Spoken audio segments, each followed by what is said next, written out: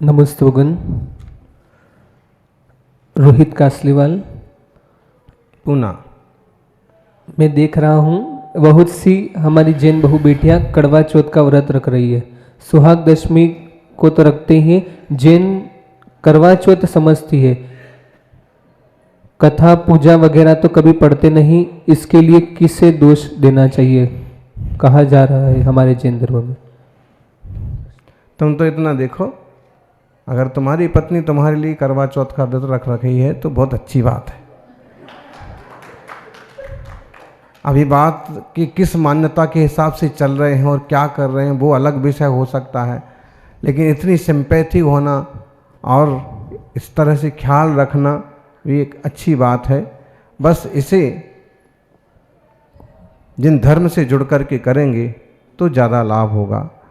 आपस में विश्वास ही इतना होना चाहिए कि सब फिजूल के काम करने की ज़रूरत ना पड़े। लेकिन फिर भी ये जो रीति नीति चलती हैं या ये धार्मिक क्रियाएं चलती हैं, इनका भी एक अपना मूल्य तो है ही कि एक परीक्षण हो जाता है, अपनेपन कितना है वो मालूम पड़ता है।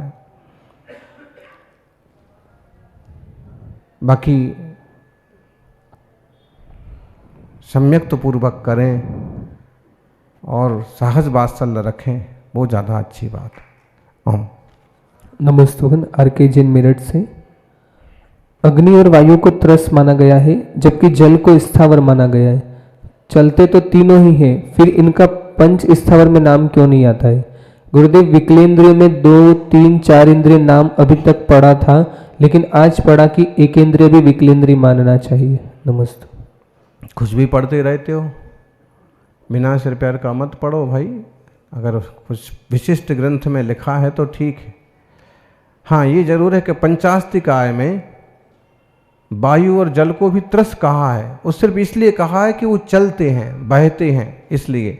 बाकी फिर स्पष्ट किया कि स्थानशीला स्थावरा अकेला इतना अर्थ नहीं लगाना, अपितु जो जो एक इंद्रिय हैं वो सब स्थावर कहलाते हैं। त्रसंतीति त्रसा, सिर्फ इतना ही अर्थ नहीं लगाना। जो जो 2 इंद्रिय, 3 इंद्रिय, 4 इंद्रिय आदि हैं वो त्रस हैं, ऐसे अर्थ लगाना। तो एक इंद्रिय जितने हैं वो सभी स्थावर हैं, 2 इंद्रिय आदि सभी त्रस हैं। लेकिन व्याकरण की व्युत्पत्ति वगैरह की अपेक्षा या उनकी क्रिया की अपेक्षा जल और वायु को त्रस कह देते हैं, लेकिन वो 2 इंद्रिय आदि रूप त्रस नहीं है। ऐसे ही एकेंद्रिय इस विवक्षा से कदाचित त्रस कहा जा सकता है, बाकी वह एक इंद्रिय होने से स्थावरी हैं, 2 इंद्रिय आदि त्रस हैं। 2 इंद्रियादयस्त्रसाः पृथ्वी व्यप तेजो वायु वनस्पतः स्थावराः, ये मूल मार्ग है। और आचार्यों ने अगर इसका थोड़ा विस्तार करते हुए ऐसा व्याख्यान किया भी है कि जल भी त्रस है, तो उसकी विवक्षा अलग है। ओम नमस्तुगन। प्रेरणा शाह सागवाड़ा से। हर द्रव्य में अवगाहन शक्ति होती है। क्या जीव के असंख्यक प्रदेशों में जीव, पुद्गल, धर्म, अधर्म, आकाश और काल सभी द्रव्यों में निश्चय से अवगाहन शक्ति है? क्या समाधान? आकाशस्यावगाह, मूलतः आकाश द्रव्य में ही अवगाहन शक्ति है और सभी द्रव्य आकाश द्रव्य में समाये हुए हैं, उसमें अवगाह लिए हुए हैं। अब ऐसे में जीव भी आकाश का अवगाह लिए हुए है और इस जीव के आश्रय से कर्म के परमाणु या अन्य जीव आदि भी अवगाह कर लेते हैं, कोई फर्क नहीं पड़ता है। लेकिन स्वभाव जीव का अवगाहन देना नहीं है, स्वभाव तो आकाश का ही है अवगाह देना। बाकी जब आकाश में अवगाह रहा है जीव पुद्गल, तो और जीव पुद्गल इसमें भी अवगाह जाते हैं, क्योंकि वहाँ भी आकाश है। इस तरह से। नमस्ते। गुणमाला जैन। मंदिर जी में रात्रि में घंटी बजाने के लिए मना किया जाता है, लेकिन जब आरती के समय ढोल डीजे साउंड चलते हैं तो घंटी बजाने के लिए क्यों मना करते हैं? अब ये तो आप उन लोगों से पूछो जो आपको मना करते हैं। इसका आशय तो ये रहा करता था कि कोई मक्खी वगैरह बैठी हों, मच्छर वगैरह बैठे हों, अंधेरा हो, जीव कुचल ना जाएं, डर ना जाएं, इसलिए उससे बचा करते। तो ऐसे पूरी तरह से बचना है तो ये मार्ग है कि कुछ और भी मत करो फिर। और अगर डीजे वगैरह चल रहा है, जीव राशि नहीं है, कोई उत्सव है, तो बात अलग है। ओम। और किसी का प्रश्न हो? जिनको भी पूछना है कुछ भी अपने मन की विचार जल्दी जल्दी कर लीजिए। गुरुदेव नमोस्तु नमोस्तु नमोस्तु। आज का चिंतन है गुरु, आज का अनुभव। द्वापर युग में त्रेता युग में थे, क्या नाम, युधिष्ठिर। तो उस टाइम तो युधिष्ठिर थे, उनके साथ भरत और क्या नाम, भीम, अर्जुन, नकुल, सहदेव थे। ऐसे भाई आज के युग में ऐसे ही भाइयों की कल्पना कर सकते हैं क्या? युधिष्ठिर बन के। नंबर 2, एक रावण के लिए एक राम काफी था। आज घर घर में रावण, इतने राम कहां से लावे? नंबर 3, केकई कहे क्या करे क्या, उसके भी भरत जैसा बेटा पैदा हुआ, उसने उसको तिरा दिया। नंबर 4, पॉजिटिव बोले नकली घी और दूध मिलता है, फिर हम पॉजिटिव कहा रहे, वो अमृत को भी नकली करके बेचते हैं, जो बच्चों का अमृत है उसको। नमोस्तु महाराज। द्वापर में राम लक्ष्मण सब भाई, त्रेता में युधिष्ठिर, पांडव, भीम वगैरह भाई, और उन सब ने अपने भाई भ्रातृत्व को निभाया। भ्रातृत्व के मामले में तो दुर्योधन वगैरह अपने उनने भी आपस में निभाया। तो भाई होना चाहिए, सही होना चाहिए, सहयोगी होना चाहिए। लेकिन अगर गलत रास्ते जाता है एक भाई, तो कोई भाई विभीषण बन करके रास्ता उसका साथ भी छोड़ देता है। गलत रास्ते में हम तुम्हारे साथी नहीं। ऐसे ही कहने वाले कहते हैं कि केकई कहती कुश्ती करती कुश्ती। केकई का चरित्र बहुत अच्छा है, जैन पद्म पुराण उठा के देखिए, और उसमें बहुत गुण हैं, बहुत विशेषताएं हैं। जिसको उसको चरित्र चित्रण किया वैसा नहीं है, उसकी सोच कुछ और है। फिर भी लोक के हिसाब से यदि आप कहते हो तो भी ऐसे बेटे हों कि जो अपनी माँ के भी हित चिंतक बन जाएं, हितकारक बन जाएं। बाकी जिनवाणी के हिसाब से तो कि कई ही अपने आप में इतनी बढ़िया थी, तभी तो इतना बढ़िया बेटा हुआ कि राज मिले। फिर भी ये कहा है जैन रामायण में तो कि दशरथ जी वैराग्य लेने जा रहे थे राम को राज्य दे करके, तो भरत बोले हम भी जाएंगे। तो केकई ने कहा दशरथ जी को कि आप चले जाएंगे तो कोई बात नहीं, चलो बेटे के सहारे जीवन निकाल लेंगे। लेकिन अब बेटा भी जाने की बात कर रहा है, आप ऐसा कुछ करो कि ये कम से कम राज्य में रह जाए। तो वो प्लानिंग की कि इसे राजा बना देते हैं। और जब उसे राजा बना दिया तो राम ने कहा कि भाई आप अच्छे से राज करो, मेरे सामने आप जो है अच्छे से राज नहीं कर पाओगे, इसलिए मैं वनवास स्वीकार करता। तो एक आदर्श, मर्यादित और बहुत नैतिक जीवन के उदाहरण हैं ये सब। इस मिलावट के ज़माने में ये सब हो पाना कठिन है। फिर भी नकारात्मकता में से भी सकारात्मकता खोज लेने वाला ही तो ज्ञानी होता है। नकली घी के बाजार में असली घी खोज लेने वाला ही तो ज्ञानी होता है। दूध का दूध और पानी का पानी कर देने वाला ही तो हंस होता है। और इस युग में भी तपस्या कर लेने वाला परमहंस होता है।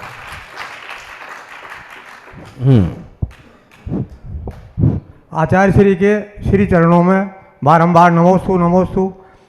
हे गुरुदेव, मेरा ये प्रश्न है कि 6 द्रव्यों में आकाश द्रव्य को अगानत्व देने की शक्ति है, तो जो सिद्ध भगवान के 8 गुण बताए हैं, अनंत ज्ञान, अनंत दर्शन, अनंत सुख, अनंत वीर्य, अव्याबादुत, अगुर लघुत, अवगानत्व और सूक्ष्मत्व, तो उस अवगानत्व को हम किस रूप में समझें? उनका अवगाहनत्व गुण ऐसा है कि अब तक तो देह वगैरह था, ठीक है, तो और कोई उसमें अवगाहित हो पाए ना हो पाए। अब वो सूक्ष्म अमूर्त चैतन्य द्रव्य मात्र रहे हैं, इसलिए उस अमूर्त में और भी अमूर्त अवगाहित हो जाते हैं, और उसमें और पुद्गल भी अवगाहित हो जाते हैं, लेकिन उनके प्रदेश किसी से बाधित नहीं होते हैं। तो अवगाहनत्व शक्ति उनको अपने गुणों को, अपने संपूर्ण गुण द्रव्य गुण पर्याय को अवगाह देने की सामर्थ्य है। दूसरा, अन्य कोई और भी जीव द्रव्य पुद्गल द्रव्य उसमें अवगाहित होना चाहें तो अब वह पूर्ण शुद्ध द्रव्य उसके लिए किसी तरह से बाधक नहीं बनता है, अवगाहन कर सकते हैं और भी जीव। इसलिए तो एक माही एक राजें। ओम। नमोस्तु गुरुदेव, नमोस्तु गुरुदेव। आगे आगे तरफ आ जाइए तो माइक जल्दी मिलेगा। नमोस्तु गुरुदेव। गुरुदेव, कभी कभी नियम तिथि के हिसाब से भी ले लेते हैं कि ये नियम अष्टमी को 14 को ऐसे पालेंगे, लेकिन कभी कभी तिथियाँ टूट जाती है, या जैसे यहाँ पे 14 मानते हैं, किसी और जगह 14 नहीं मानते हैं, या वो 2 बार आ जाती है, तो ऐसी स्थिति में उस नियम को कैसे पालना चाहिए? जैसे जम जाए वैसे कर लो। पहले दिन जम रहा है पहले दिन कर लो, दूसरे दिन जम रहा है दूसरे दिन, और उस क्षेत्र में लोग क्या कर रहे हैं लगभग वैसा देख लो, या फिर अपनी शरीर की अपने कार्य की अनुकूलता देख के कर लो। बाकी क्योंकि इसमें आप किसी तरह का कट्टरपन पाड़ लेंगे या कोई गणित खोजने जाएंगे तो वो आप जैसे श्रावकों को जमेगा ही नहीं। नमस्ते महाराज जी। यूएसए से प्रश्न है कि पार्श्वनाथ भगवान की मूर्ति 3.25 इंच की है, मतलब वो प्रतिष्ठित नहीं है, पर घर में 5 साल से है, तो उसको रख सकते हैं घर पे? आप गए थे ये वैसे बताओ कौन से घर में है? तो अगर प्रतिष्ठित नहीं है, धातु की है कि रत्न की है कि प्लास्टिक की है, अगर प्लास्टिक की है तो आराम से अलग कर सकते हैं, पानी में विसर्जित कर सकते हैं। धातु की है तो फिर कहीं भारत में विशेष रूप से प्रतिष्ठित कराएं और विराजमान करें। और प्रतिष्ठित हो चुकी है लेकिन प्रशस्ति नहीं लिखी है तो अभी पूज सकते हैं। नमस्ते महाराज। नमस्ते आचार्य श्री जी। आचार्य श्री जी, आज मैं प्रथम बार पड़गान में खड़ा हुआ और संपन्नमती माता जी का पड़गान हुआ था, और दूसरे ग्रास में उनके अंतराय आ चुका था और उनके जो इनके चौका लगा हुआ था वो बुरी तरह रोने लग गए महाराज। तो अब मुझे इसका क्या करना चाहिए? देखो,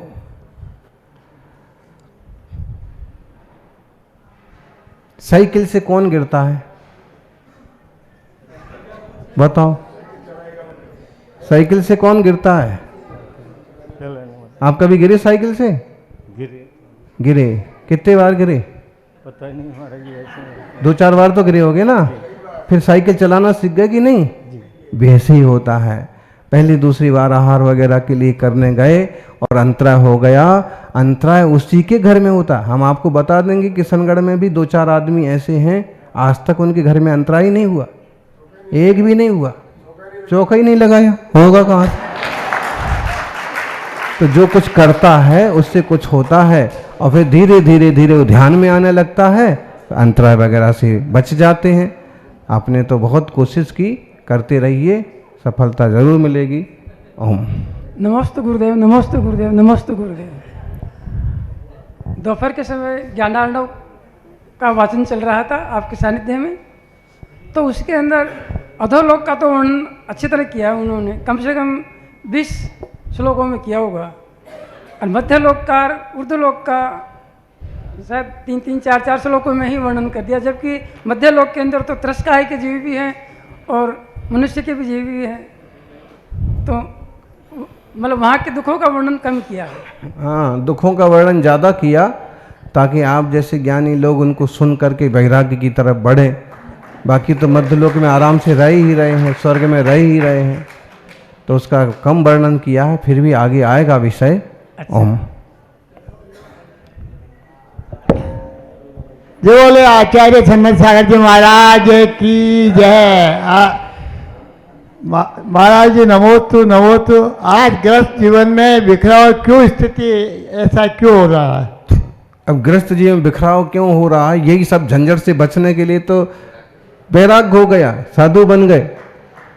तो अपने अपने ईगो होते हैं, अपनी अपनी कसाएं होती हैं, अपनी अपनी चाहतें होती हैं, अपनी अपनी इच्छाएं होती हैं, और जब वो कहीं टकराव पैदा होता है, नई उपलब्धि होती है, तो बिखराव पैदा होता है। जहाँ टकराव है वहाँ बिखराव है। आप चाहो तो आप इस झंझट से बाहर निकल सकते हो। नमस्ते महाराज, नमस्ते।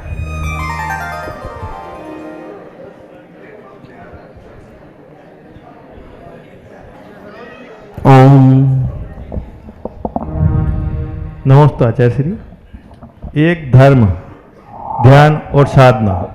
धर्म तो कहते करो, लेकिन कहते धारण करो अंदर, और ध्यान है जो ध्यान रखने के लिए कहा गया। तो साधना के लिए क्या गया, साधना कैसे करें? धर्म मतलब धारण करना, क्षमा मार दो आर जाओ, यही क्षमा मार दो। ध्यान रखना का मतलब है हमेशा अपना ध्यान रखो, और जिससे कहीं कुछ गलत ना हो जाए इस बात का ध्यान रखो। और साधना का मतलब साधो, अपने हर समय अपने परिणाम साधो, अपने आचार विचार को साधो। साधना का मतलब साधन से साधना होती है या अपने को साधना? साधना के लिए साधनों की नहीं, साधुता की जरूरत होती है। नमस्ते भगवान। अनीता सोगानी जयपुर से। स्व समय और पर समय में क्या अंतर है? एक व्रती श्रावक को स्वयं के जीवन में इसका सामंजस्य किस प्रकार करना चाहिए? जीवो चरित दंसण नानठ्यु तम ही सा समयम जान, पुग्गल कम पदे सठ्यम ही तम जान पर समयम। समय सार की 2 नंबर की गाथा है। इसमें कहा है जो दर्शन ज्ञान चारित्र में दर्शन में ज्ञान में स्थित है, अपने रत्नत्रय स्वरूप में स्थित है, ऐसा जीव स्वसमय है।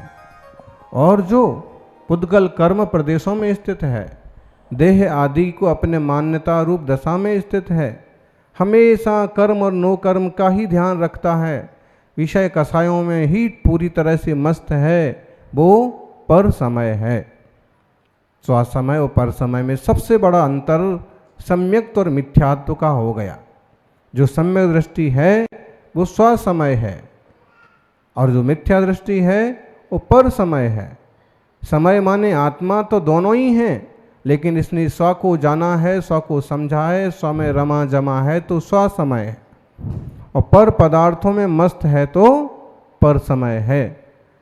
हम सभी को रत्नत्रयात्मक निज ज्ञान वैभव को, स्वभाव को समझ करके स्वसमय रूप दशा को उपलब्ध होने का पुरुषार्थ करना चाहिए। पर समय में विचरते हुए तो बहुत जन्म बीत गए, अब अपनी तरफ आने का पुरुषार्थ करिए। ओम।